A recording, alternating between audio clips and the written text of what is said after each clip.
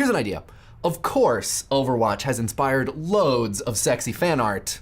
Let's talk about why. Because people love to fap, and Overwatch have incredibly sexy characters. It's just the reality of the situation, Mike, but I really wonder why would someone like him ask this clearly very important question.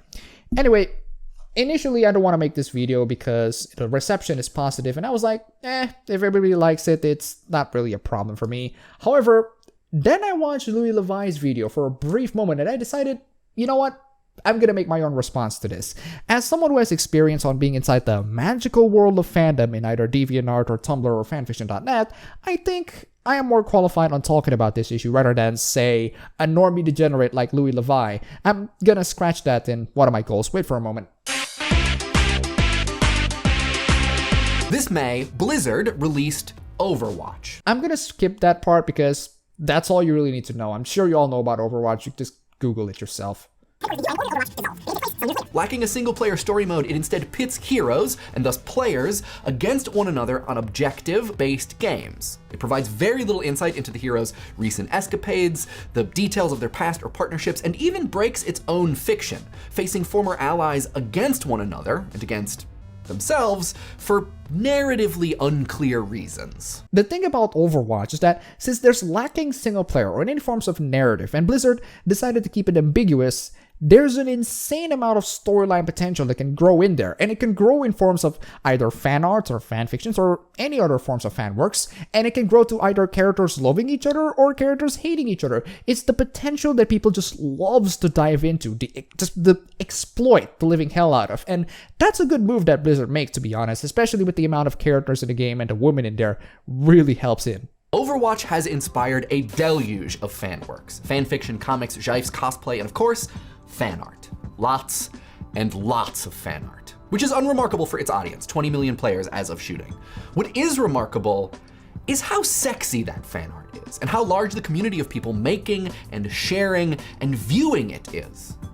Oh, we're not like anti-sex or anything, it's a family show, we gotta keep it PG for school, so I'm sure you understand. Yeah, I can understand the PG stuff, wouldn't want to show it to those children, and also, YouTube has a very strict rule on porn, so wouldn't want to get your channel to get striked.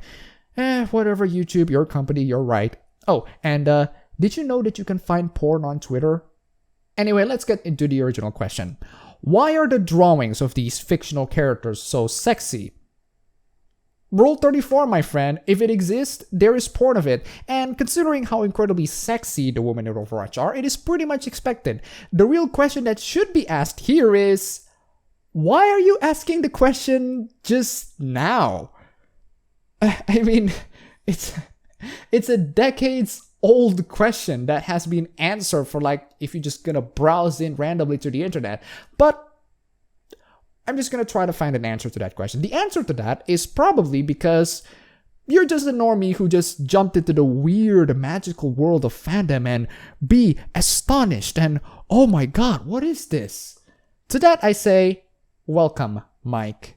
We'll begin with a spin, traveling in the world of my creation. What we'll see will defy explanation. All of which makes me curious about two things. First, why specifically has Overwatch become a massive source of erotic fan works? Specifically Overwatch? Because Overwatch is popular now.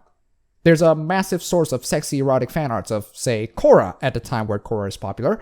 It correlates well within the time of airing of said series, and also the ending where it is revealed that Korra is bisexual. And with that, Korrasami shippers begin to go absolute nuts. Again, the question that you ask here is, why are you just asking this question just now? And second, why, in general, may fans be interested in romantic images of fictional characters? Because we love to ship. Fandoms love to ship. I made a video about shipping. Well, sort of. The easy answers are because Overwatch characters are cool and people are attracted to characters designed to be attractive. I think you just answered your own question there, Mike. But we're gonna keep going. Overwatch's creators have repeatedly emphasized two principles which guided the design of every character, from Ana to Zenyatta: diversity and impact. Blizzard wanted to learn from the responses to their previous games, particularly Warcraft, and with Overwatch they aimed to offer a bunch of play styles, which you can and should see extra credits tackle here, but also body types and identities. Overwatch has heroes of different shapes, sizes, ages, races and backgrounds, abilities, and species.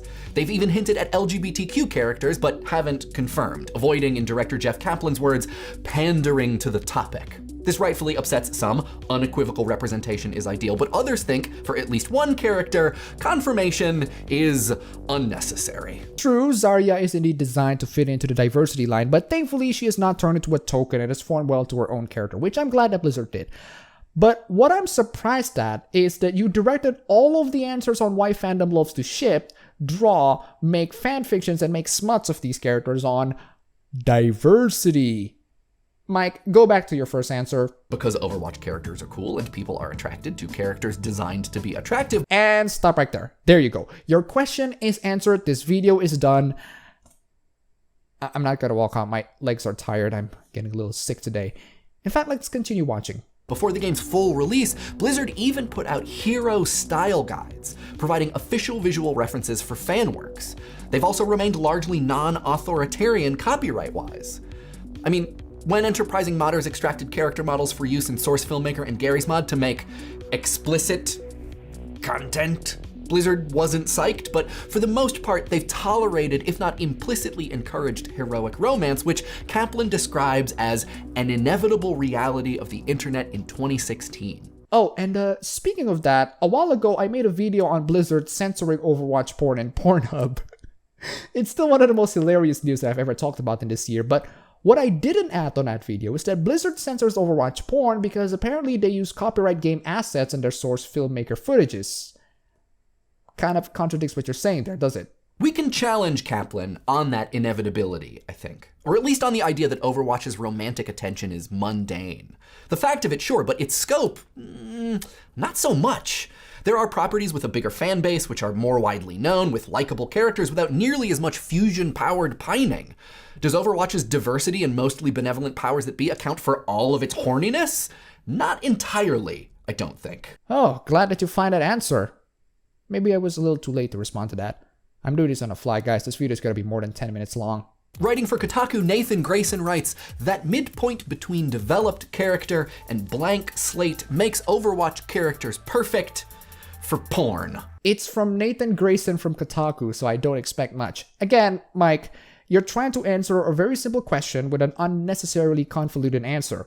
Go back to your first answer. Because Overwatch characters are cool and people are attracted to characters designed to be attractive. There you go. Simple, easy to understand, but we still have 8 more minutes for some reason. To talk more about how Overwatch's cast has stormed the Eichenwald castle of romance and laid siege to the ramparts of so many hearts, we should unpack our second big why.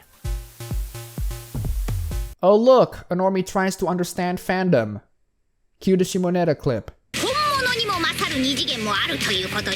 I'm gonna answer this to you because I'm sure you're gonna have a convoluted answer for a simple question like this. People love fan arts that are emotional and cute and well drawn. It's just emotions and feels and... Affect has a few definitions, but in general, it's the physical and psychological component of feelings. In strictly internet terms, affect is one's feels. I guess I'm correct.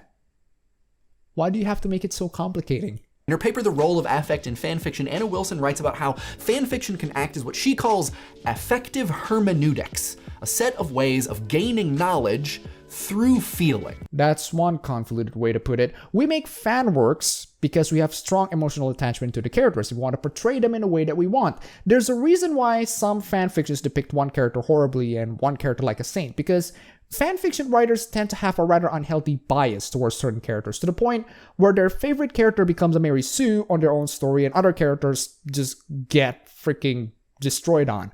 For example, DC Comics and Damian Wayne. Stop it. So at its base, hermeneutics it's a fancy word for interpretation. And so Wilson's idea is that fans can interpret a source work and write fictions that address unfulfilled feelings about it.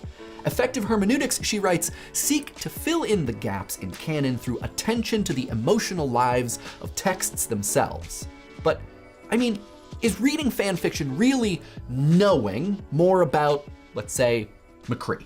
Wilson points out effective response is often thought opposed to critical response. Feeling is not thinking, and therefore not knowing.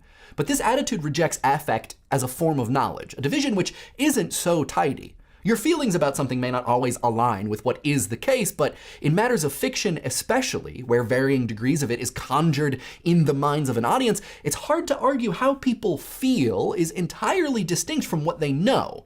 Basically, effective response is not always a replacement for knowledge, but can make a good stunt double. So what you're saying here is fanon, as in the continuities that are in the minds of the fans, can be used as some form of a filler or a replacement to the actual canon materials that are lacking, which eventually leads into the creation of fan works.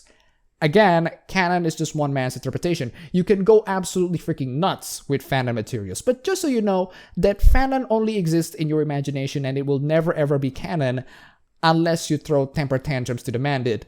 And even so, good freaking luck. All kinds of fan works, not just fan fiction, can help us gain this feeling knowledge. But arguably there's something particular about single-panel romantic fan art.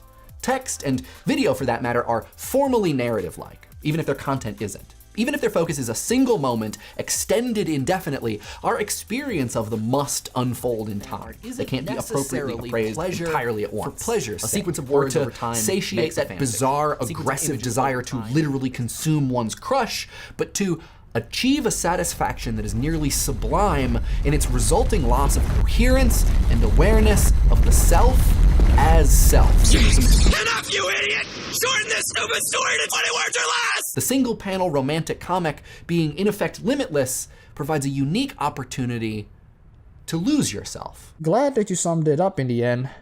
I can't believe the amount of buzzwords that are being used to explain very simple things like this. Is this postmodernism, or I'm just being too dumb to analyze the complexity of this? I have no idea what you're talking about, but it's evident that your fantasies are completely incoherent. So I'm gonna try to straighten up this horrendous zigzag line. Why do people stick up to single issue panels more than, say, SFMs or fanfictions?